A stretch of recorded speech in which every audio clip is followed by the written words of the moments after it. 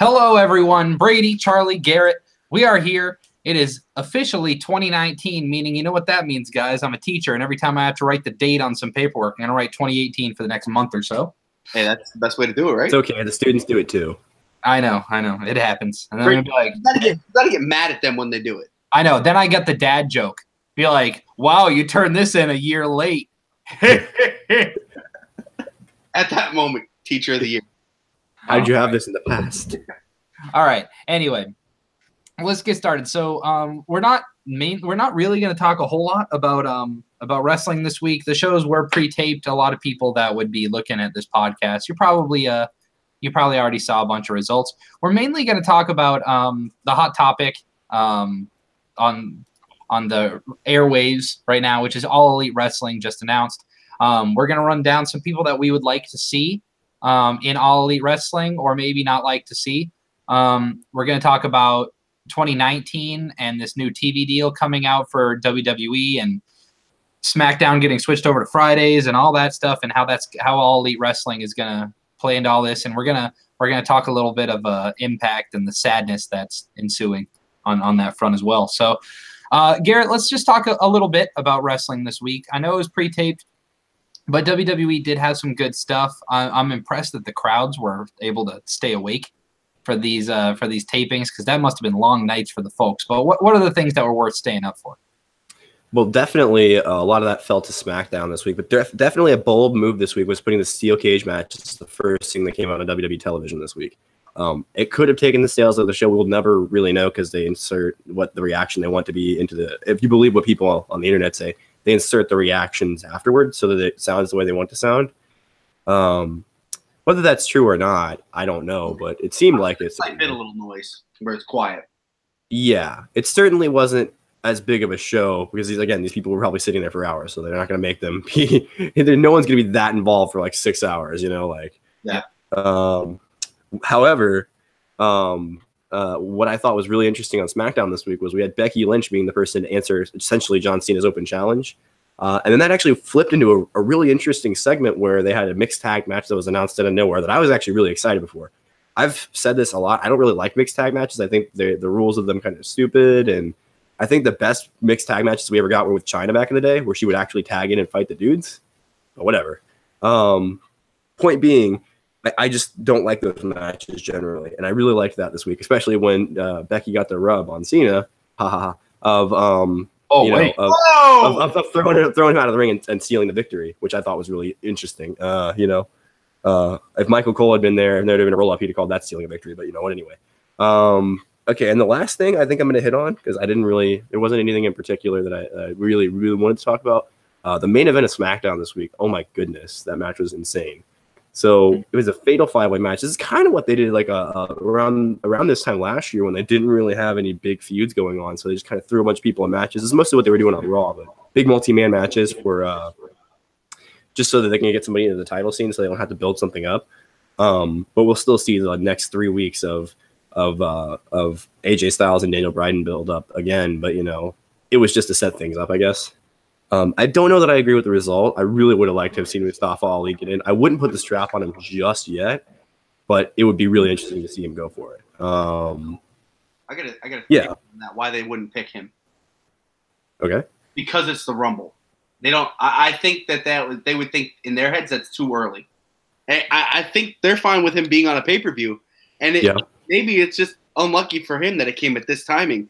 Because I'm sure if it's a month later at Fastlane, or a month previous at TLC, Mustafa might be the one getting that. Yeah. Oh yeah, absolutely. And one little last thing, we lost Mean Gene. So shout outs. Yeah.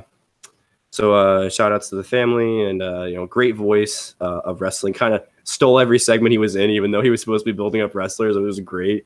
If you grew up on wrestling around the same time a lot of us that are watching it now did, that was like part of your childhood. Personally, I wasn't around for Mean Gene's main era, but Mean Gene had really come back, when I was younger. So it was cool to see the guy. And every time he comes on WWE television, he just looks like he doesn't want to be there, but he's just happy to still be a part of the business, So it sucks that we lost him, but as I always say in these times, remember what great things they brought to the business, and try not to be too sad about it. Yeah, I mean, I believe he was only 67, but he had been going through a bunch of medical issues and stuff like that. I know that he was a notorious heavy drinker, and that probably didn't help. I think he had, a lot of kidney issues and stuff that stem from drinking. So, just a little bit of, thing for the viewers. Just remember, drink in moderate doses. Don't be getting too hammered all the time. I don't know if you guys are old enough to drink, people that are listening, but, make sure you take care of your bodies. Right. Which, speaking of that, me and Charlie both been losing a bunch of weight. Just saying. Charlie doesn't have his camera on right now, but Charlie's dropped a solid, 30, 40 pounds, Charlie? Yeah. At one point, it was 41. It might be about 33 now. Hey, but you know what, man? The holidays hit, all right? The holidays, and I had a week off work, and I feel like I didn't exercise at all in that time. So. Brady, I've been following yours over the last year, however long it's been, and it's just been super inspiring to watch. Dude, thank you, man. It's been good. I've been really bad. I gained 12 pounds over the holiday break. Stopped the diet, but it's holidays. It's gonna, at this point, it's gonna happen. I was at 270, and I think within the next couple months I should be below 200. So, hey, dude, that's the goal. Cool. It's the goal. Hey, dude, I'm almost on 205 live, or I was 209. Dude, you could be on 205 live, dude. I'm telling you, dude. That's what it honestly was inspiring when I told Charlie and Rick. I showed them the screenshot. I was at 207.5, and Rick and Charlie both at the same time messaged back, "Wow, bro, trying to get on 205 live." I was like, "Wow, thank you." All right. Anyway, let's go into some stuff. And by the way, if you're in chat, hop in. I'm watching chat. I'm gonna be interacting with you guys. The one thing that really stood out to me this week, I kind of was dozing in and out of Raw. I've been off work as well, so it's kind of one of those things. It was on, but I didn't really pay too much attention. The one thing that did grab my attention, other than the steel cage match, was the next segment up, which was Triple H and Vince McMahon coming out and interrupting Seth Rollins. I think this promo, and it kind of stinks for Seth Rollins, but this promo showed me that Seth Rollins does not need a title in order to be relevant. He can be that guy that in Mania, he ends up being in the quote-unquote main event, that Cena and Rock spot, where if you threw Rollins and anybody at this point in a match at Mania, and it doesn't matter if it's for a title or not. If you give it a compelling storyline, I think that Seth Rollins will make it work. So, yeah, agreed. I think speaking on this, I think Rollins is the safe guy now. He's going to be the one that if they're feeling cornered, like how just Daniel Bryan kind of was. It was a safe bet to turn to him. How Randy Orton's been seen as for I was gonna say Randy Orton. That's the guy. So it's I think Seth is one of the two guys that has a chance of winning the Rumble this year. I think WWE needs to sign Kenny Omega, and we need Seth Rollins versus Kenny Omega at this year's WrestleMania. And if they don't do that, and if it is Kenny and Daniel Bryan or something, they have something. I think they know it too. Just imagine a triple threat ladder match with those three. It'd be nuts. Oh my god, I'd literally shivers. All right. So really the last thing. So Brock Lesnar has his fight upcoming, and basically some shady stuff happened with USADA violations. Most people are suspecting Brock Lesnar got popped for PEDs again, and they kind of swept it under the rug, saying that it was residue from last blah blah blah blah blah. But Brock Lesnar is definitely looking a little bigger now. I think they're going to let him fight no matter what. But I mean, dude, what happened with John Jones kind of proves that they're going to let people just fight now. Doesn't matter what they do. They moved the whole pay-per-view to a different city so John Jones could fight. But and then they basically essentially, I feel like this is just speculation. I could be completely wrong. I feel like they kind of pressured Cormier to drop the belt. Yeah. So the fight could mean more, I agree. It's just, yeah, I don't know. After this, hopefully we just get a champion. I mean, the one silver lining is that Ronda Rousey, it has really risen in the absence of Brock Lesnar. So that's good for her. Yeah. All right. So let's talk about AEW. So All Elite Wrestling, if you are not familiar with it, I'm sure you are, viewers. But All Elite Wrestling is the company that's been started, run by Cody and the Young Bucks. And they announced on day one of the announcement. This happened at 3 a.m. on New Year's, West Coast New Year's. And the official people on the roster right now, they're not only running the company, so Cody and the Young Bucks are going to be the bookers as well. And I think Brandy's going to be more of the behind-the-scenes person. Also, one of you guys might know this better. Is it Matt or Nick Jackson? Who's the one that has the wife that basically does all their financial stuff? That is Miss Matt. Miss Matt? Okay. So Matt Jackson's wife, what's her name? Do we know?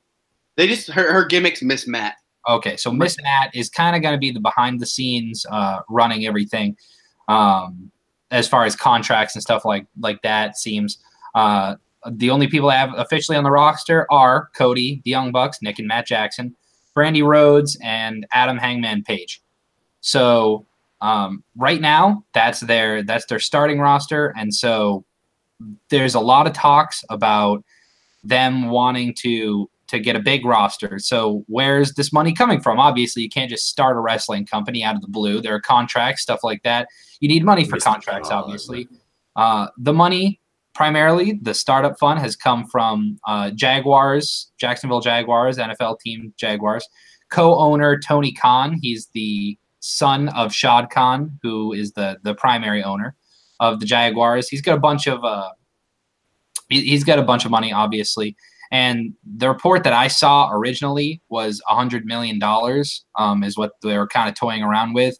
And obviously that depends on who they can and can't get. But the report has been that the contracts that are being offered to wrestlers for AEW are very competitive with the likes of WWE, New Japan, other major companies, which is a great start, you know. And so Tony Khan is going to be hands-on. Cody and the Bucks and stuff have been over at Jaguar Stadium for games and stuff like that. Not playing anymore because Jags took a dump. They took a dirt nap this year.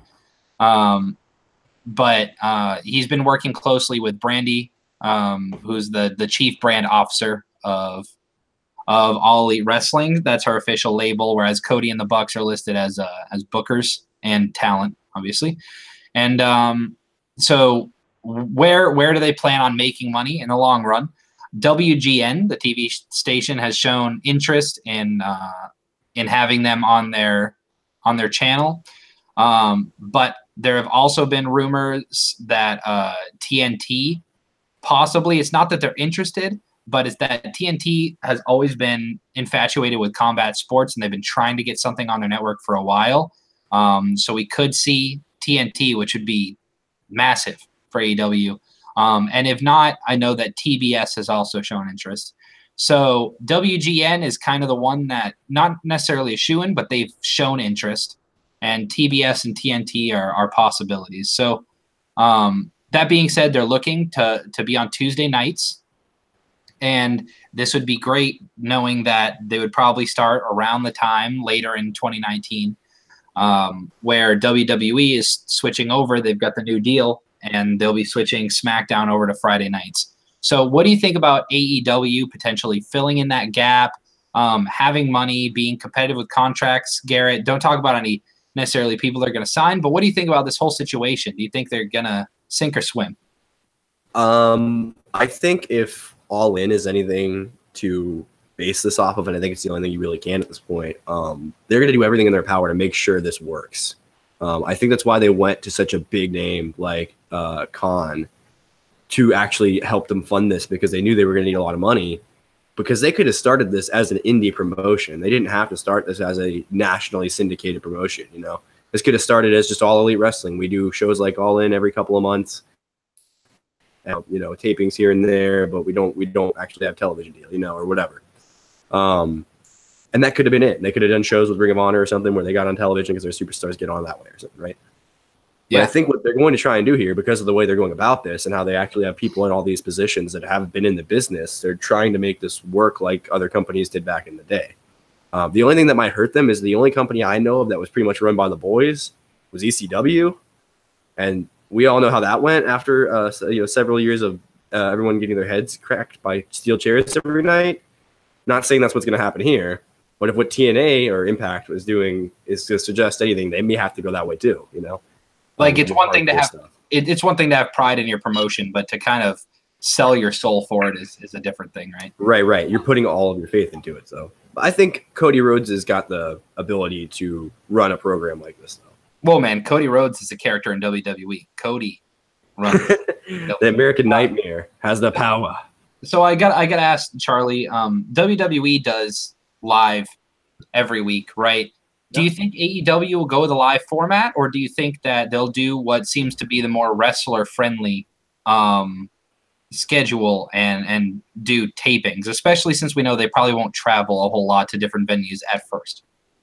I would say definitely tapings at first. I mean, if they can get to the size of a WWE WCW, anything's possible, right?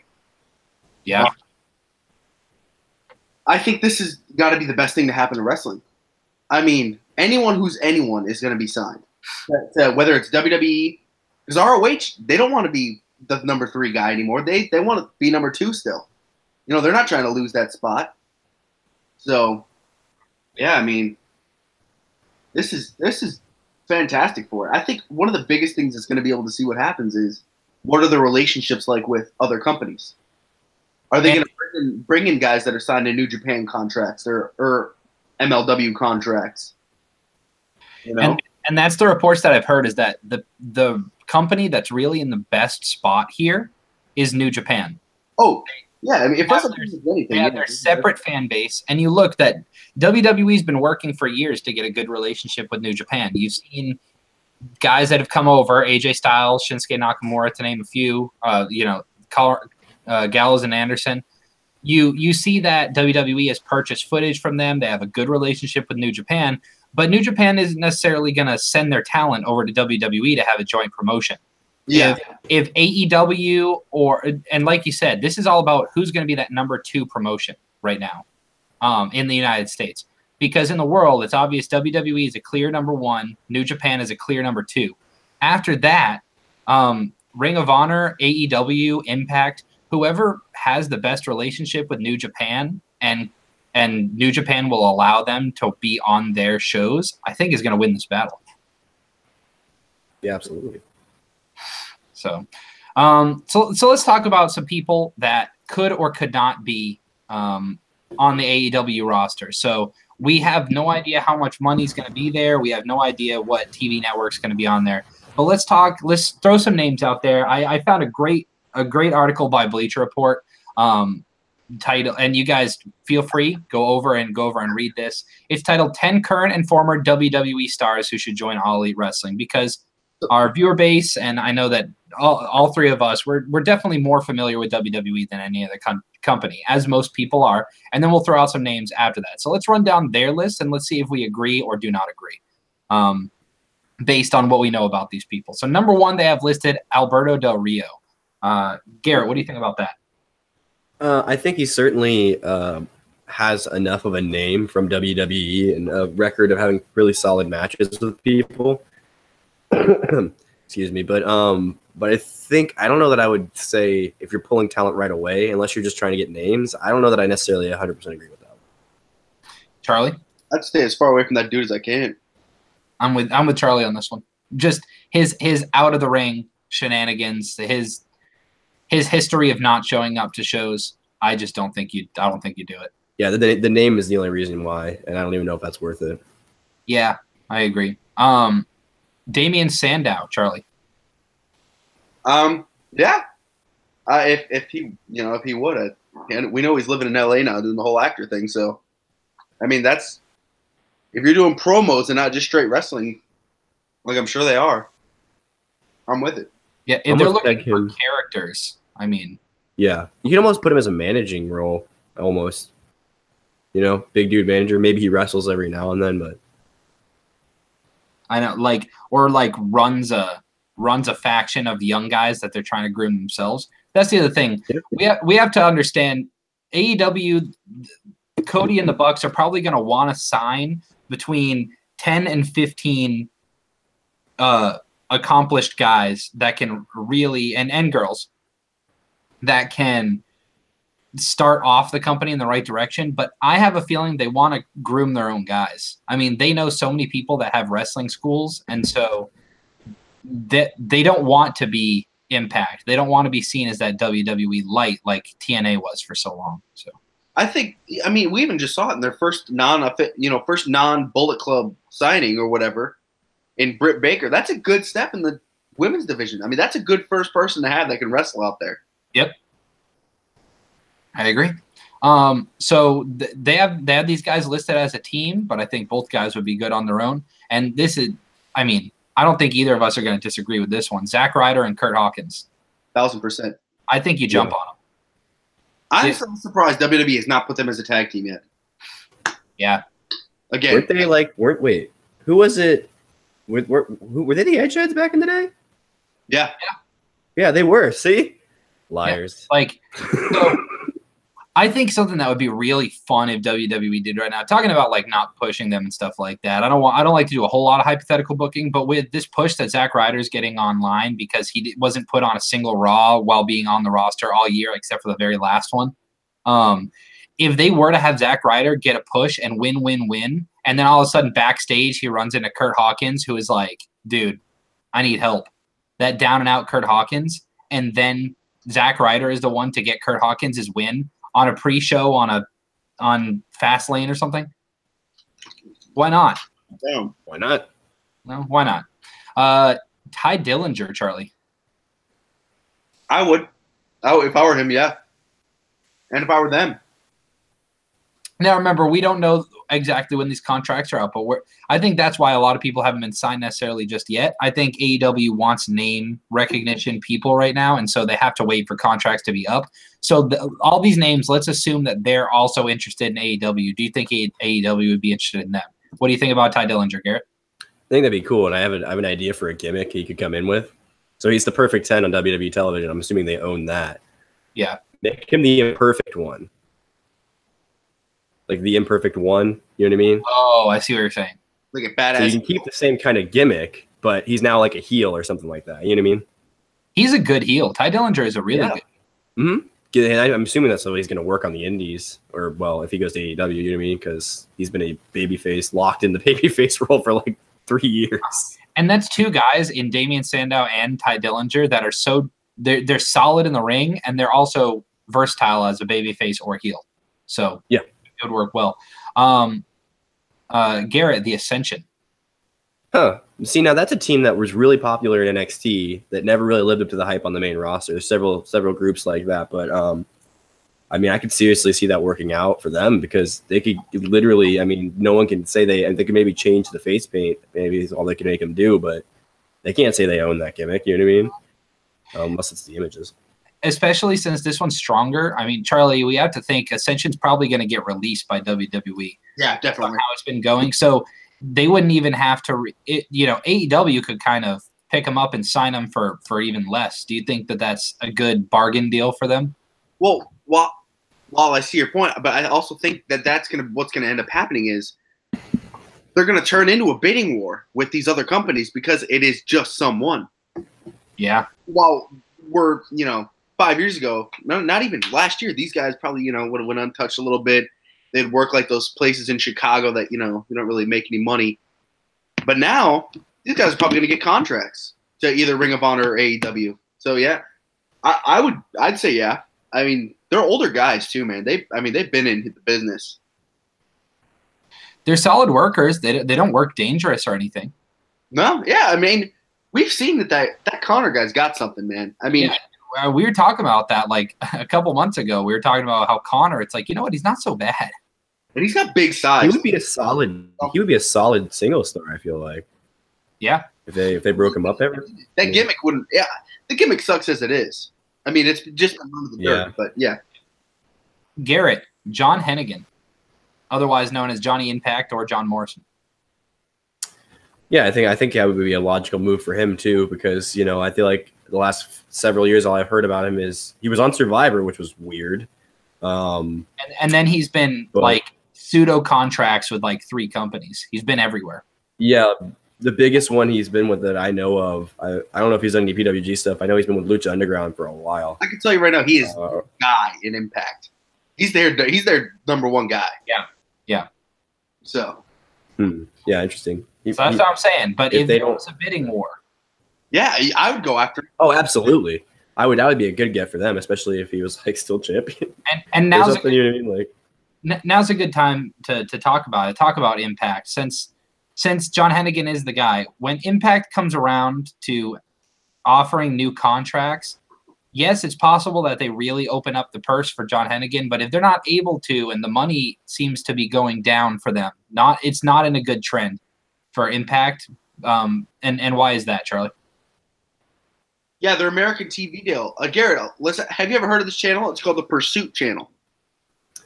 I've never heard of it, but I heard about them having trouble finding a deal this year again. Yeah, so that's their new American TV network, Pursuit.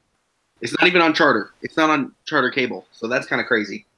And the other thing is, I don't know about you guys, but the big thing that Charlie was telling me, Impact is not going to be in HD. It's only going to be in standard definition. Yeah, that's what? I cannot fathom anything being recorded and distributed in 2019 that does not have a high definition.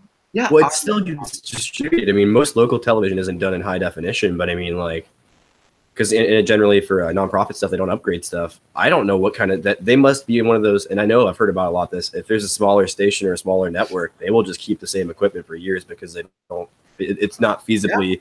They can't. If they spent the money to upgrade, they'd lose money the next year, even though they probably would make them more money if they just had that equipment. You know. Something Impact has done right though is they've created this working relationship with MLW and these companies in Mexico where they'll let the Lucha Brothers go perform wherever they want as long as they have AAA guys in there all the time. Yep. I mean, and look, ROH just signed the biggest indie name was by far Bandito, right? Everyone wanted him. WWE, everybody wanted him, right? But they signed him, and they're going to let him work Mexico still. I think it's going to be huge. Impact needs to be the PWG. How PWG doesn't put a focus on characters and it's all about wrestling. I think that Impact needs to be complete opposite and be all about characters and all about storylines. Yeah. That's what will save your business right now. That's what All Elite needs to be too, really. Oh, I agree. And I'll talk about it a little bit about how they might book themselves into a corner, but we'll see.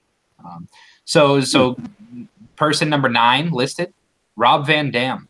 He's up there, but Rob Van Dam he's still been around and he's taken care of his body for a long time. I remember in Chris Jericho's podcast, the most recent one, he's talking about DDP yoga and how RVD was seen as the kind of pansy in the locker room because he was always the one doing yoga before and after matches, trying to get the other wrestlers to do it, but they were too manly and they're all hulked up back in the day. And now look at Rob Van Dam. He's in better condition than half of these 25-year-old kids out there trying to wrestle.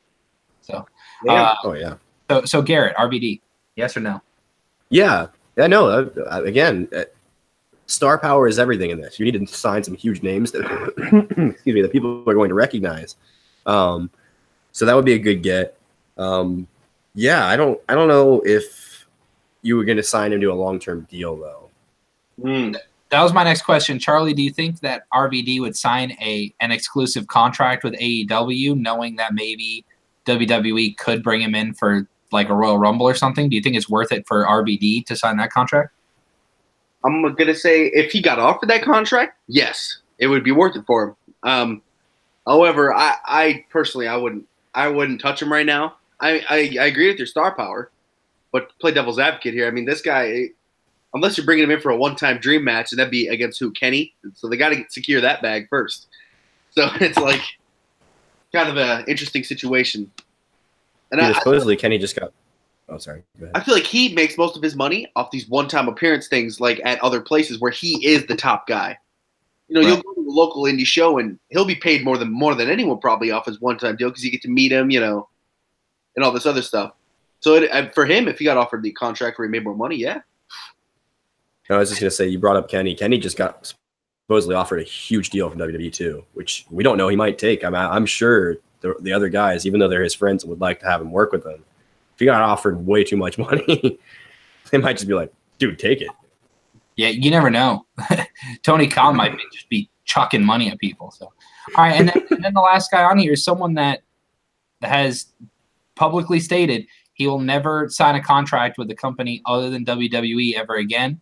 But I mean, you never know. He's been reinventing himself for years and years, and these are some of his best friends that are starting the company. Chris Jericho. I think Jericho's in it.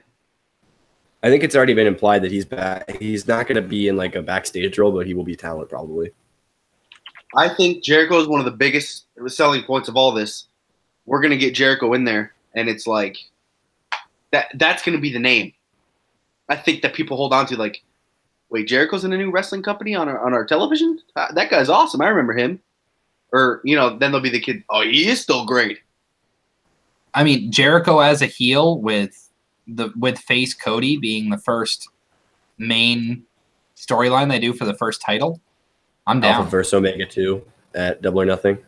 Oh God. But yeah, so those are some of the people Bleacher Report threw out. Feel free to comment and talk about, who would you like to see thrown in there. But Garrett, I know your list primarily has some other WWE guys. Is there anybody that I left from WWE specifically that you would put in? And then I'll throw it to Charlie, and then we'll talk about some outside WWE guys. So I had originally a New Japan guy, 2 New Japan guys, and one of them was Jericho. So, but anyway, so for WWE, I have 2. I'm going to come in hot with one. I'm sure Charlie has 2. Excuse me, man. I've been sick lately. I got the Revival because they've been massively mistreated, even up till recently. I just don't know what they're doing with them. Neither does WWE. They could do really well on the indie scene. Even if it's not an AEW, they just need to figure something else out.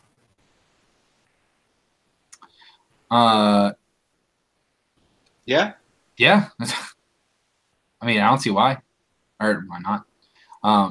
Charlie, any WWE guys on your list? Yeah, my number 1 guy, man, Dolph Ziggler.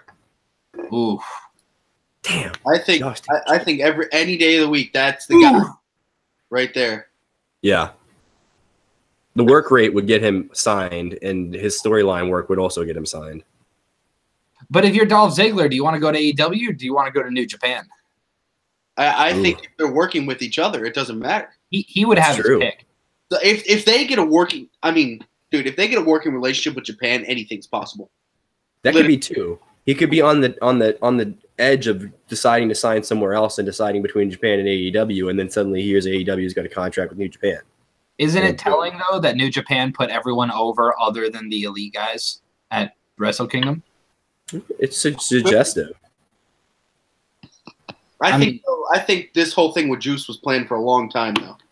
Oh, agreed. Hard agree on that.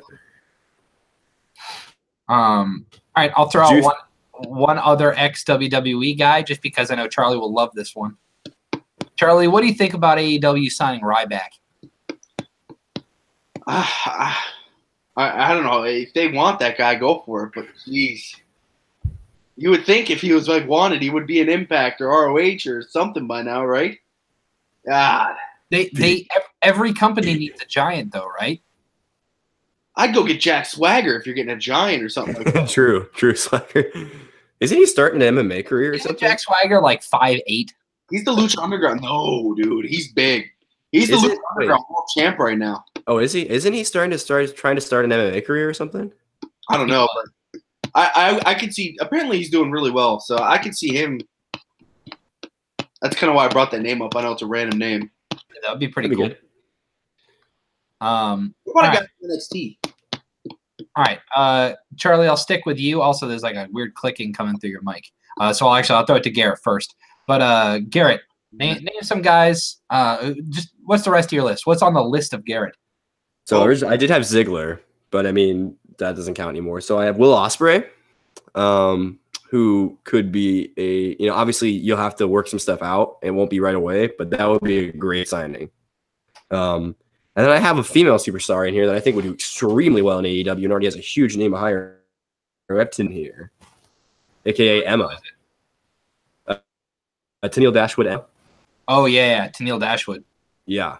Obviously, she can't be Emma, but that would be great for her and for AEW because they need some more female talent. Imagine if that's their first feud, if they just need to find some other signees and they just need to get 2 women on the show and they had Britt Baker versus Tennille Dashwood. That would be a great feud, you know? Yeah. And you could even have her come. She's working Baby on the Indies, but you could have her come in as a heel and it'd be believable, you know? No, I completely agree. Charlie? All right. I kind of just thought of one off the top of my head. NXT, Shane Thorne.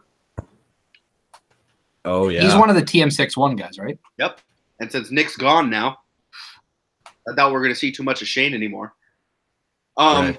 All right, yeah, 2 independent guys. I know they did work for MLW, but MJF, I think you got to secure him. He was at All In. So, again, he's got that tie. And then Brady already knows where I'm going with here. My boy, Myron Reed. The best unknown guy on the indies right now. Garrett, I'm telling you, you flip on Myron Reed, you're going to fall in love. Not only does he look like Ricochet, but he can wrestle like him too. And this guy's a freak. Now, if they work with MLW, there's a very good chance. But I don't know if they're still signed on to MLW or how that worked. Because Matt Riddle was signed to MLW too, so. Yeah. Right. How that worked. He's, you know. I mean, I know that MLW does not have a good relationship with WWE. WWE cannot sign anyone from MLW, so that's the reason why a lot of people don't go there. But if MLW will work with AEW, that would be big. Yep. I just thought of another team that would do really well there that I think is really hot in the indies right now. A Rockstar team by the name of OVE. Oh, yeah. Ohio versus everyone. Dude, they're hot right now. They were doing Justin Impact's main event. Yeah. So that's telling if you're a team, for Christ's sake. I mean, shit, the way they're getting Impact out of tag division. The way they're getting booked on WWE, I think Authors of Pain might become available sooner rather than later. Oh. Just to be the Get face. Some teeth cutting on the indies. That would be awesome. But all right, one last little one just for fun, because his name's been in the news a lot. Maybe not for the greatest reasons. But, man, he would be entertaining, and people would tune over. What do you guys think about Enzo Amore? Ooh, that would be interesting. You'd be certified G. I mean, would you do it if you were AEW? Just to get – I mean, talk about a top-notch heel. Manager, I'll say. It depends on if that locker – Don't let him wrestle. If they people actually hate him that much, probably not. But – yeah. Interesting. All right. But someone who said that okay, this is one more. I know we're getting out of here, but I just one more that I know has been talking about not even necessarily liking wrestling anymore recently, but if you listen to I think it was an Edge and Christian podcast with Sami Zayn, he's not really into what he's doing anymore. So maybe that's something that could revive his interest in wrestling, is going somewhere else, but I know he's potentially coming back. I know they implied that recently, but that doesn't mean a thing, and we know that it can change on the fly. So, yeah, I mean, Sami Zayn would be great. I mean, we know he loves the indies, and I mean, there are other names that will be thrown out. I mean, would Pac be willing to go and wrestle for them? That would be big, stuff like that. But, huge. But I don't know. Well, yet to be seen. But the one name you will see that we didn't say is Kenny Omega. I mean, it seemed like he would probably be a shoo-in for it, but in my opinion, the fact that he didn't sign day one with those guys, I think that means he's destined for WWE. We know Xavier Woods is like one of his best friends in real life, and grew up, they grew up in this business together. Yep. So it's not like, mm-hmm. I don't know. I think I just see it happening.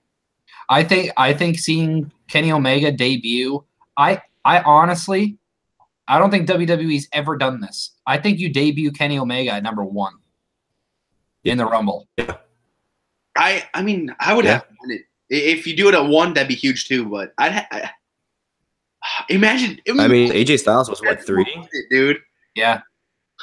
Styles was 3. If they save that 3 spot, Right, but I'm saying if you have him come, if you keep that 3 spot as like the debut spot for big names, that would be interesting. Make that like a tradition almost. Because can you imagine if you get like a similar scenario where you have, all right, this time you have, because obviously you can't have Roman, you have like, I don't know, Seth Rollins or Dean Ambrose. Well, Ambrose if he doesn't have a title, obviously. And then at 3 you just hear that Lena, and you're like, oh no, that would be insane. All right. Anyway, that'll do for this episode. Nice little talk, a nice little 40-minute podcast, and so it's fun to talk about All Elite. What really quick, just going through. I don't know if you guys have something. If there's anything that you guys really hope to see from WWE in 2019, what is it, Charlie? I mean, it's gonna sound dumb, but I want to see Kenny. I want to see them have a new guy. I mean, losing Roman last year was huge, man. And we feel it on Raw. Whether you liked Roman or not, I mean, at the end of the day, you feel that difference. So if they have the top guy in Kenny Omega, I'd love it. Garrett? I want to see Mustafa Ali as WWE champion. Yeah? That'd be amazing. Maybe at the WrestleMania against Daniel Bryan or something. That would be awesome. If Daniel Bryan, like, I just think, how cool would it be if, like, Daniel Bryan, like, somehow, like he doesn't have the title, and Daniel Bryan, like, wins the Royal Rumble and picks to face Mustafa Ali for the title? Ooh. Because the one thing I really want WWE to do, maybe I'm just a homer for them, but there are 2 guys that are hurt right now, and one guy that is slowly being booked shittier and shittier, and one guy that's not even on TV. I want to see the Wyatt family come back. I want to see all 4 of them together the way that they should be. I want to see a power struggle between Bray Wyatt and Braun Strowman over who is controlling the other 2. I want to see all 4 titles on them, whatever show. Put them on SmackDown. I think you stick them on SmackDown, have Braun Strowman be the world champion, while Bray Wyatt is kind of the salty U.S. champion. He wants to be world champion. Goodness. And, Sanity versus Wyatt's. That's what I'm saying, dude. Sanity Wyatt's in a street fight or something. Just go big. Oh my god. In a House of Horrors match. Oh, god damn it. With Randy Orton as the guest referee. He's the guest referee. He's there because he knocks the fridge over. And he's allowed a box of matches in his back pocket. All right. But nah, man, that's what I want. Just Bray Wyatt deserves better. Hell, Bray Wyatt go to AEW. Just show up with the lights off on their first. Oh my god, Brady! What if you just might have called something? Hold on. Oh, if Bray Wyatt shows up like first episode, Cody's out there. Yeah, man. We're so glad they're hugging it out in the ring. All of a sudden, lights off, lights in, and Bray Wyatt, Luke Harper, and Eric Rowan are standing in the ring with lifeless Bucks and Cody in the ring. Oh. And that's how it goes off air. First episode. Brandy Rhodes comes out and bionic spears Bray Wyatt. There might be clue glue all over the wall. Just saying. God damn it. South Park reference. Go watch it. All right. Anyway, that'll do for this episode. It was a good 2018. Hoping for a good 2019. I think 2019 looks good, man. WWE has a stacked roster, and wrestling, as far as in-ring, has never been better. I think that companies in 2019 should definitely put more emphasis on storytelling as a whole across all of the brands. Lucha Underground's really the only one still that kind of focus more on the storyline. I think Lucha Underground's kind of got it right, but really that's it. Hope you guys had a good 2018, good holiday season. We'll see you next week. It's back to school on Monday. Garrett, congratulations on the Colts winning their first round matchup. Hell yeah, brother. Yeah. Darius Leonard, defensive rookie of the year. Darius Leonard and Quentin Nelson. First rookie all-pro duo since 1965. Dick Butkus. Yep. And someone else. Crazy, dude. That's crazy. So 65 Bears, man. Oof. I don't want to talk about the Bears, bro. The Patriots were in their first Super Bowl against the 85 Bears. Not good. Not good. The Super Bowl shuffle. They got kind of destroyed, like 52-10. It was not good. But anyway, I'll just make sure you guys like and subscribe. Click the bell so you know when we go live. Head over to twitch.tv/Visoki Gaming because I've been streaming on there. I think I'm going to stream me and Charlie, if he wants to join me, I'm sure he will. We're gonna do some college football scouting tape for the NFL season. Gary, you can hop in there if you want as well. So yeah, I'll catch you guys later.